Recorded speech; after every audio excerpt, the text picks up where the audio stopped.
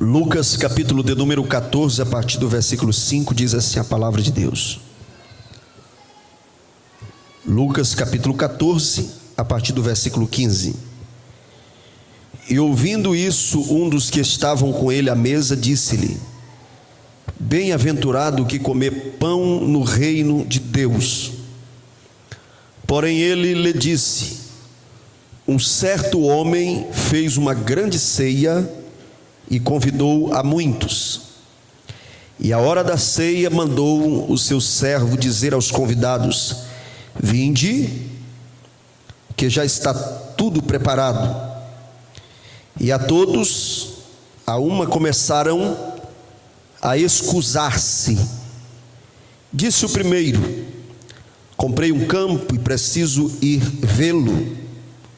Rogo-te que me hajas por escusado. E outro disse: Comprei 5 juntas de bois e vou experimentá-los. Rogo-te que me hajas por escusado. Outro disse: Casei e portanto não posso ir. E voltando aquele servo, anunciou essas coisas ao seu senhor.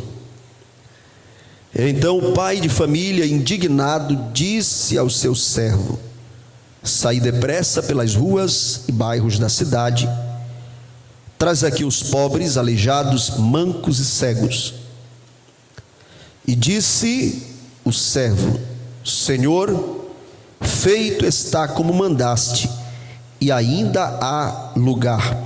Eu quero pedir que a igreja diga comigo: Senhor, feito está como mandaste, e ainda há lugar.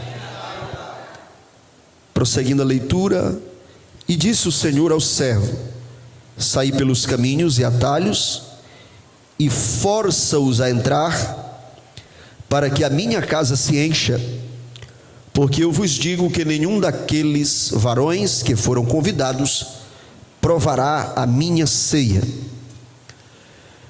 Queridos, eu quero deixar uma palavra com o tema o Evangelho e o perigo da importância moderada. Guarde no seu coração o Evangelho e o perigo da importância moderada. Esse texto mostra uma sequência de privilégios. Primeiro privilégio, ser convidado para o banquete, ser convidado para a ceia. Segundo privilégio, ser lembrado, ser avisado que tudo está pronto. Perceba que não foi só um convite. Além do convite, quando o banquete estava pronto, o organizador, o dono, o proprietário disse ao seu servo: Ide avisai aos meus convidados que tudo já está preparado.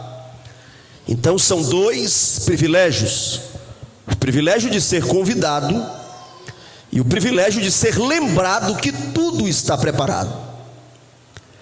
Diante desses 2 privilégios, nós encontramos 3 justificativas que os convidados apresentaram para não comparecerem à ceia. Quem está ouvindo, diga amém. Primeira justificativa: comprei um campo e preciso ir vê-lo. Segunda justificativa: comprei 5 juntas de bois e vou experimentá-las. Terceira justificativa: casei-me e não posso ir. Diante do privilégio do convite e do privilégio do lembrete, nós temos 3 argumentos que os convidados apresentaram para não irem à festa. A primeira justificativa fala da aquisição de propriedade. Comprei um campo e preciso ir vê-lo. O segundo argumento fala do aumento da capacidade de produção. Comprei 5 juntas de bois e vou experimentá-las. Esse aqui já era um proprietário, mas agora ele vai aumentar a sua capacidade de produção. E esse é o motivo para ele não ir ao banquete. O terceiro, ele apresenta a justificativa da constituição de uma família. Casei e por isso não posso ir. Feito esta observação, eu quero nesta noite, com muito amor, com muito carinho pastoral, alertar a igreja quanto ao perigo de encarar o evangelho, dando ao evangelho uma importância moderada. Existe um escritor muito conhecido, chamado C.S. Lewis. Ele diz que o cristianismo, se for falso, não tem importância nenhuma. Mas se o cristianismo for verdadeiro, ele possui uma importância infinita, eterna. Mas uma coisa que o cristianismo não tem é importância moderada. Ou o cristianismo não existe, é falso e não presta para nada, e por isso nós não deveríamos estar aqui, se assim o fosse. Ou o cristianismo é verdadeiro e nós precisamos dar a ele a importância que ele realmente tem. Mas nós não podemos, em momento nenhum, correr o risco de sermos semelhante aos crentes da igreja de Laodiceia. Eu convido a sua mente aí para Apocalipse 3, versículos 14 em diante, quando Jesus Cristo disse para a igreja de Laodiceia: eu conheço as tuas obras, e tu não és nem quente e nem frio, tu és morno. E pelo motivo de ser morno, disse Jesus, vomitar-te-ei da minha boca. Esse nível de temperatura identificado por Jesus como mornidão é aquilo que eu estou chamando de dar ao evangelho a importância moderada. Perceba que Jesus Cristo, ele prefere que você seja frio do que você seja morno. Ele prefere que você seja ainda alguém que não tem o conhecimento da dinâmica do evangelho do que você tenha o conhecimento, mas atribua uma importância medíocre, razoável. Vamos lembrar das 3 justificativas. Comprei um campo e preciso ir vê-lo. Pastor, eu orei muito por isso, eu esperei muito tempo por isso. A segunda justificativa, comprei 5 juntas de bois, eu vou aumentar a minha produtividade. Pastor, isso é resposta. Lembra daquela campanha, lembra daquela oração, do dia que o Senhor chamou na frente, Deus me respondeu. A terceira justificativa, a formação de uma família, e a família é dom de Deus, mas muitos usam até mesmo argumento de cuidar da família para encarar o evangelho como algo medíocre.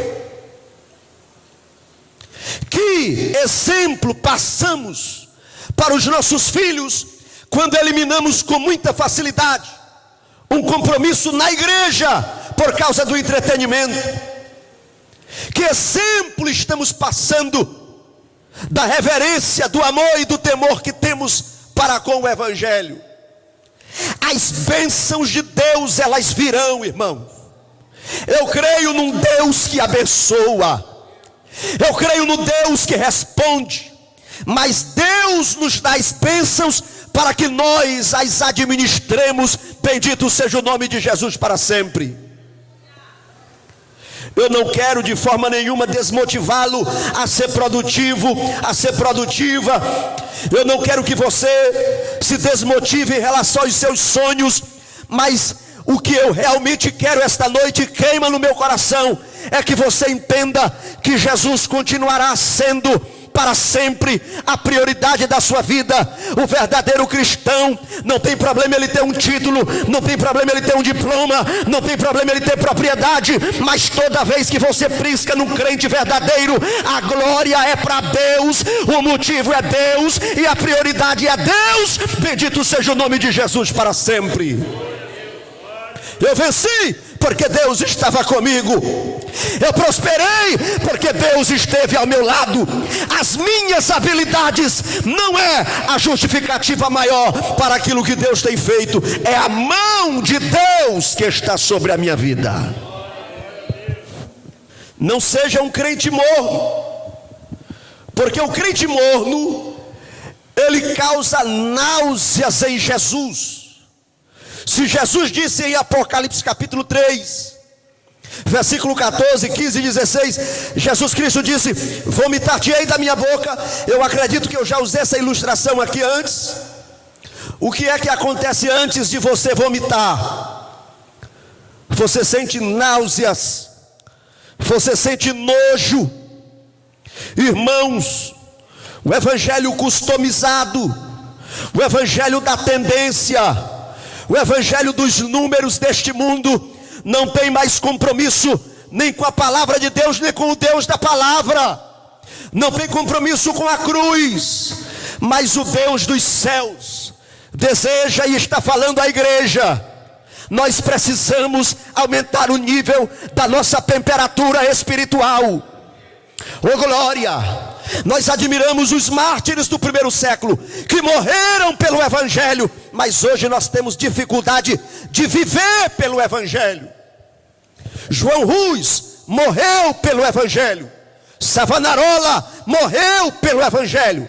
John Wycliffe morreu pelo evangelho. Muitos anos depois que John Wycliffe estava enterrado, o Papa mandou desenterrá-lo para queimar os seus ossos, porque tinha ódio daquele pregador. Nós admiramos os crentes que deram a sua vida, que morreram pelo evangelho, mas nós estamos tendo dificuldade de viver pelo evangelho. Eu vou citar aqui uma ilustração, retirando-a do Antigo Testamento. Moisés e Arão compareceram perante Faraó. Moisés e Arão compareceram antes de Faraó. Qual foi o pedido que eles fizeram a Faraó? Liberta o nosso povo. Está lá em Êxodo capítulo 5. Para nós irmos ao deserto adorarmos. Diga comigo aí para ficar na sua mente: libera o nosso povo para irmos ao deserto, para adorarmos a Deus. Esse foi o pedido. Eles queriam ir ao deserto para adorar, para cultuar, para sacrificar. Sabe qual foi a decisão de Faraó? Aumenta a carga de serviço, porque se aumentar o serviço, elimina a adoração. Aumenta o serviço. Agora eles vão ter que buscar a palha. Nós não vamos diminuir a quantidade de tijolos. E essa história de fugir, essa história de sair para o deserto para adorar, ela vai ser eliminada. Eu fico preocupado, irmãos, se hoje nós não estamos sendo enganados, levados pelo mesmo espírito que deseja nos distrair, que deseja tirar a capacidade de você ser um adorador. O que foi que o diabo tentou fazer com Jó, matando os seus bois, matando as suas ovelhas? Satanás estava tentando arrancar dele a essência de adorador. Satanás estava dizendo: ele não vai ter mais boi e ovelha para sacrificar, então ele não vai adorar mais. Queridos, o que mais incomoda o inferno é quando você adora, é quando você põe freio na agenda e diz: hoje eu vou para o culto. Isso incomoda o inferno. O diabo quer te tirar do corpo, quer te tirar da igreja, mas eu creio que sobre nós está a força do Espírito de Deus. Aleluia. Sobre nós está a força do Espírito de Deus. E eu quero declarar em nome de Jesus Cristo: assim como o diabo não arrancou a essência de adorador que havia dentro de Jó, e quando ele dobrou o joelho ele disse: nu saí do ventre da minha mãe, nu voltarei para lá, bendito seja o nome do Senhor. Eu quero crer que os adoradores vão continuar adorando. Aonde está você, adorador? Você pode levantar a sua mão. Os adoradores vão continuar adorando, mesmo que a medicina contrarie, mesmo que o diagnóstico te entristeça, mesmo que a crise venha sobre o Brasil, mas nós continuaremos adorando. Nós temos um segredo com Deus na adoração. Cadê você que é verdadeiro adorador? Aleluia.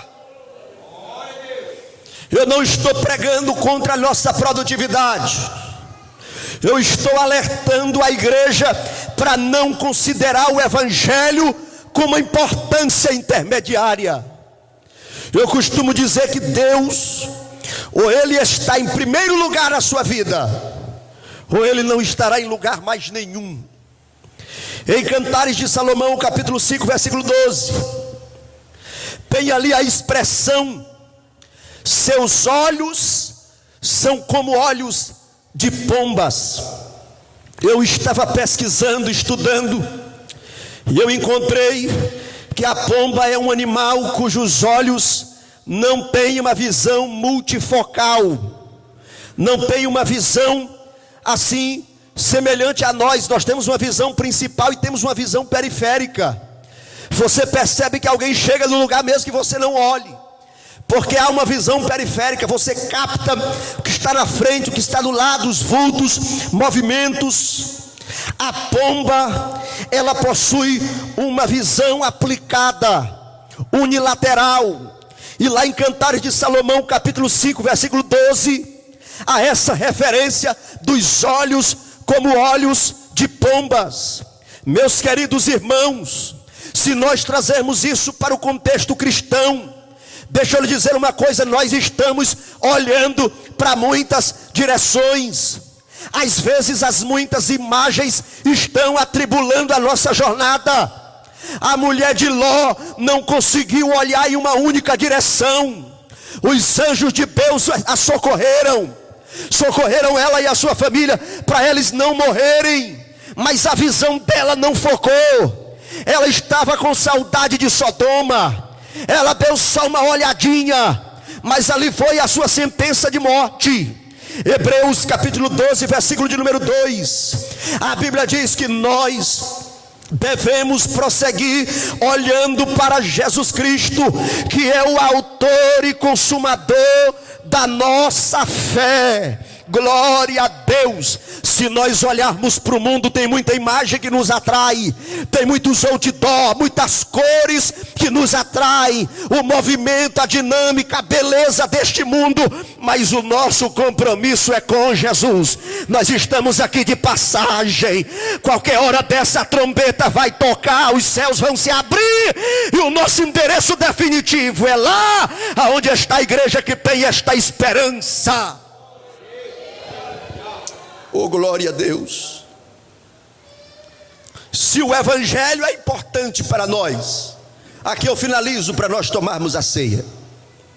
Se ele de fato é importante, eu estou consciente disso. O evangelho é importante, o evangelho é sublime, então eu preciso compartilhá-lo. Nós estamos no mês de maio todo. Quem está vindo no culto da palavra sabe, nós estamos meditando sobre compartilhar o pão, compartilhar o evangelho. Se o evangelho é importante, mas mesmo assim muitos rejeitam o convite do evangelho, nós precisamos compartilhá-lo. E o dono da festa, da grande ceia, ele usou 3 expressões, e eu vou finalizar com essas expressões.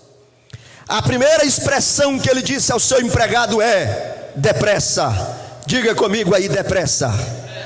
Diga mais uma vez, depressa. Oh, glória.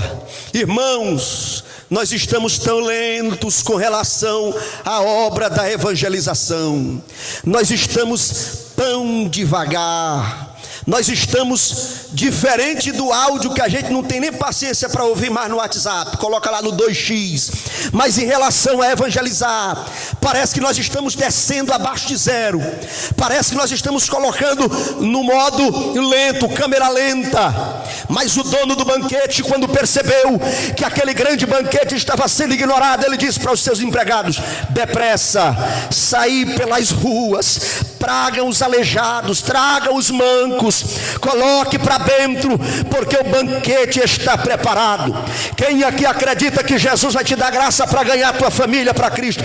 Levante a sua mão, nós vamos ganhar a nossa família para Jesus. Aonde estão os guerreiros e guerreiras de Deus que pode declarar? Diga assim: eu vou ganhar a minha família para Cristo. Depressa, sair pelas ruas. O evangelho não é algo, irmão, para você ficar arriscando o destino eterno das pessoas. Não, um dia ela vai vir. Um dia ele vem. Eu não vou falar com o meu amigo. Nós temos familiares, amigos que são candidatos ao inferno, e isso não está incomodando a nossa alma como deveria. E nós precisamos ter pressa. Eu pedi que vocês lessem comigo que quando eles fizeram a primeira busca, eles entraram na casa da grande ceia, trazendo aleijados, trazendo quem eles encontraram pela rua. E eles deram relatório ao dono do banquete, dizendo, no versículo 22, Senhor, nós fizemos como tu mandaste, mas ainda há vaga, ainda tem lugar, ainda tem espaço. Vem a segunda expressão do dono do banquete. Ele disse assim: saí novamente pelos valados, pelos becos, traga quem vocês encontrarem. E ele diz assim: obriga-os a entrar. Parece que isso não está na Bíblia, irmão, mas está. Ele disse aí: obriga-os a entrar. Lucas capítulo 14, versículo de número 23, obriga-os a entrar, para que a minha casa se encha. Pastor Alessandro, como é que eu vou obrigar as pessoas para entrarem na igreja? Sabe como é que você vai obrigar? Você vai pensar em alguém aí que você quer que esteja aqui na festa, e você vai orar por ele essa semana, você vai jejuar, e Deus vai criar um meio, e esta pessoa não vai ter outra alternativa a não ser entrar na casa de Deus, e a casa de Deus vai ser cheia para a glória do nome de Jesus. Ou você não tem interesse mais de jejuar para que alguém seja salvo? Irmão, se os nossos amigos morrerem sem aceitar a Jesus como Salvador, nos primeiros segundos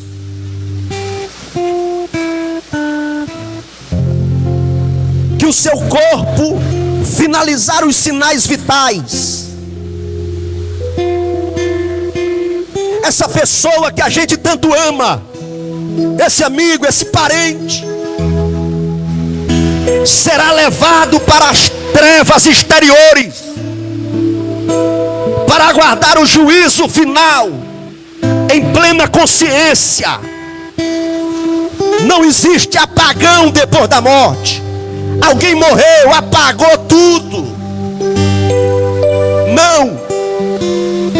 Depois da morte, diz a Bíblia, segue-se o juízo. Havia um homem rico. A Bíblia diz que na porta da casa dele estava um homem pobre chamado Lázaro. Eles morreram. Lázaro foi para o paraíso. E aquele homem que não aceitou o Deus de Lázaro foi para as trevas, foi para o abismo. Por que eu estou dizendo isso? Porque nós temos que orar para que os nossos familiares aceitem a Jesus como Salvador. Nós temos que insistir. Nós temos que receber a graça de Deus para ser inconveniente outra vez. Porque nós estamos abandonando a inconveniência do Evangelho. Nós não queremos mais incomodar. Não é chique evangelizar.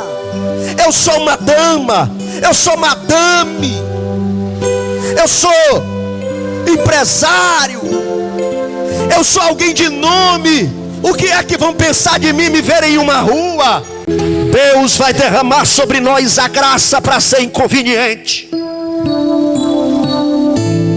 Deus vai derramar sobre nós a graça para nós sermos inconvenientes outra vez e dizermos para os nossos parentes: arrependa-te dos teus pecados. Eu estou orando para você se reconciliar. Eu não quero que você passe a eternidade no inferno, na companhia do anticristo, na companhia da besta, na companhia da serpente, do dragão. É por isso que o dono da casa diz: obriga-os a entrar. Como você obriga? Convide, ore, jejue. Venha para a igreja aqui, peça a chave da igreja. Peça a chave da igreja. Venha para a igreja aqui 3 horas da tarde. Venha para a igreja de madrugada. Se joga aqui nesse chão e diga para Jesus: Jesus, eu quero que Ele entre aqui nessa igreja. Eu quero que o Evangelho transforme a vida da minha esposa, do meu marido, do meu filho, da minha filha. Obriga-os a entrar para que a minha casa se encha. Eu quero que você se coloque de pé em nome de Jesus Cristo.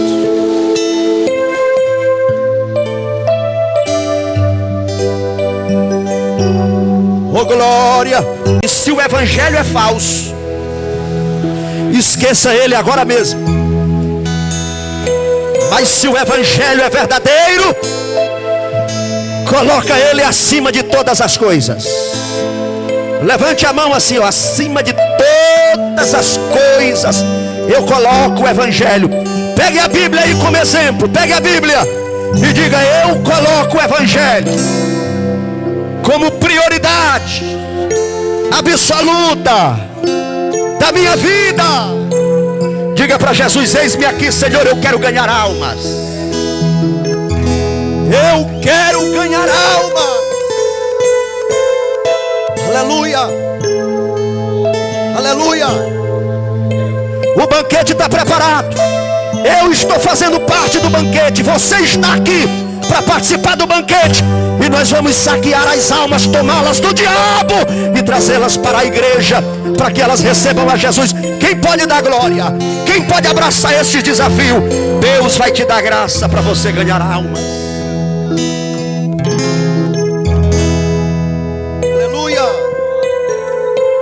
Se alguém deseja receber uma oração antes da ceia, eu aguardo você aqui à frente para você receber esta oração. Pastor, eu quero cear nesta noite, eu não estou bem, alguma coisa me incomoda. Aqui nós estamos em família e nós vamos orar por você, para você tomar a ceia agora.